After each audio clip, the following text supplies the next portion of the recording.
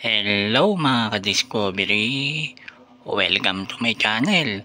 Ngayon mga ka-discovery, ipapakita ko sa inyo kung paano ang tamang pag kondisyon ng ating Astron inverter na nabili sa Shopee.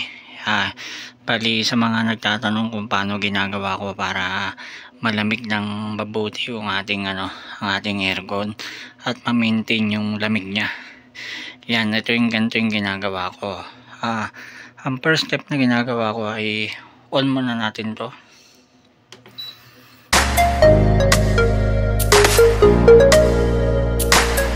Yan, tapos iset muna natin sa pan. Yan. Ngayon, painitin mo siya ng ng 10 to 15 minutes, pwedeng 20 minutes. Yan, mas maganda kung mas matagal para mas mainit yung makina. Tapos yung pinaka niya, luto yung preyon na binubuga niya kapag pinan muna natin siya. Tapos syempre kailangan i-check niyo yung air filter dito. Yan, tignan nyo kung marumi na. Yan, kalilinis ko lang niyan, kaya pwede ba yan. Lagi nyong i-check to kung marumi na. Tapos yan ang ating setup. Yung pan natin pwede nyo ring i-setup ng med high. Yan, gusto nyo ng mabilis umindit yung makina, ilagay mo sa med. Yan, malakas yung buga ng blower. Pwede ring i-high para mas malakas. Yan, pero ako ang nilalagay ko lang siya sa mid. Yan mga ka-discovery, lang natin siya. Ipapainitin ng 15 minutes. Yan, mamaya papakita ko sa inyo pag na natin. Yung iba kasi ino-auto. Yan, nilalagay dito. Pag automatic, ang mangyayari,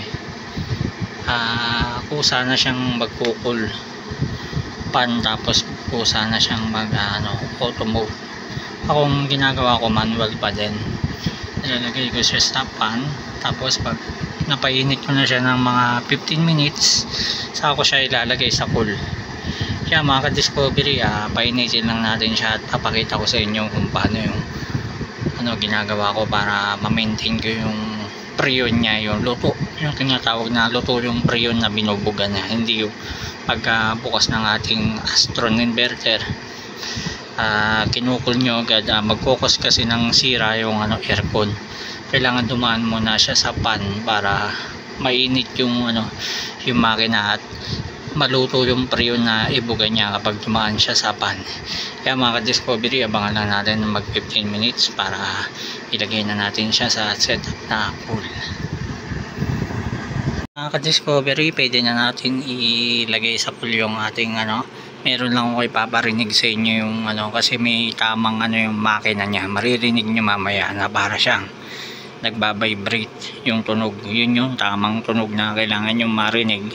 Ibig sabihin ng pag yung tunog niya maganda yung pampapainit sa makina. Yan, ilagay na natin siya sa cool. Yan. Yun, pag narinig nyo yung yan, nakita nyo. Yan, ibig sabihin maganda yung yung parang sa rep, yung maririnig nyo bigla siyang parang nagbabibrate. Yan, makikita nyo malamig yung buga ng preyon. Yan, malamig na. Kasi kapag hindi maganda yung pagka yung preyon, pampapainit ng makina, tapos bigla nyong kinul, walang ganun na maririnig, yung parang yan.